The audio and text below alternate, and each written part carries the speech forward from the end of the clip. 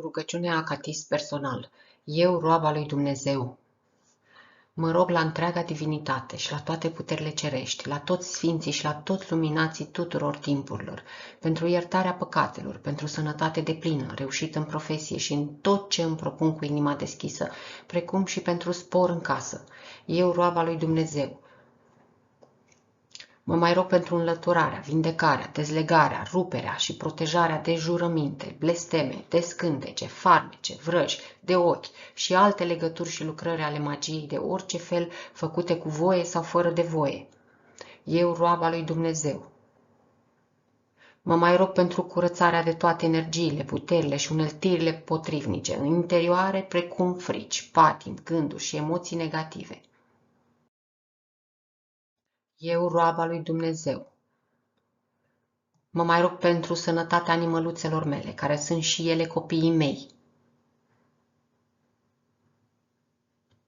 Eu, roaba lui Dumnezeu, mă mai rog pentru sănătatea și bunăstarea întregii planete, pentru toți oamenii și pentru toate celelalte ființe de pe planetă, sălbatice și domestice, precum și pentru protejarea și conservarea naturii.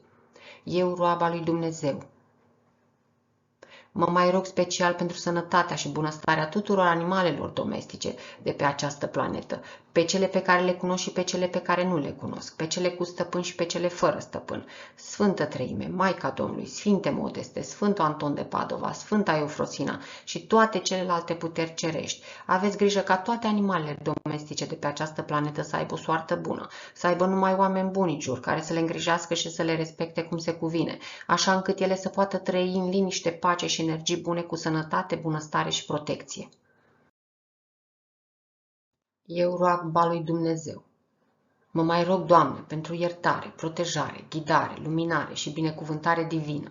Eu, roaba lui Dumnezeu, mă mai rog, Doamne, să mă ajut să mă vindec de frica de vrăjmași și dușmani, ca să-i pot ierta din inimă, pentru că totul este de la Tine, Doamne, iar cei care îmi fac rău sunt lăsați de Tine să mă învețe niște lecții de viață mai greu de acceptat.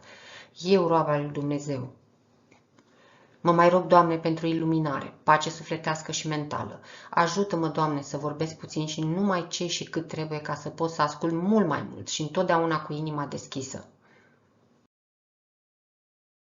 Eu, roaba lui Dumnezeu, mă mai rog să am o zi bună, să fiu înconjurată de oameni cu inima deschisă, care să mă aprecieze și să mă iubească din suflet și să mă admire sincer pentru calitățile mele, să fac toate treburile zilei cu eficiență deplină, să folosesc timpul eficient, să fiu foarte bine organizată și focusată, să ajung la timp oriunde merg, să mă încadrez în timp, orice activitate aș face, să fiu omul potrivit la locul potrivit de fiecare dată.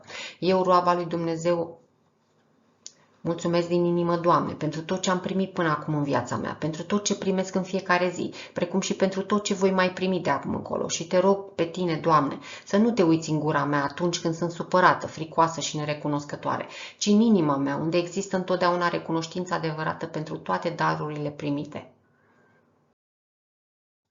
Doamne, care știi toate, ajută-mă ca rugăciunea pe care am făcut-o înaintea Ta să se împlinească după voia Ta cea sfântă. Doamne, facă-se voia Ta în viața mea. Mulțumesc, Doamne, pentru tot. Doamne, iartă-mă, păzește-mă și mă binecuvântează. Pentru rugăciunile Sfinților Părinților mei, Doamne Iisuse Hristoase, Dumnezeul meu, miluiește-mă pe mine, păcătoasa. Amin.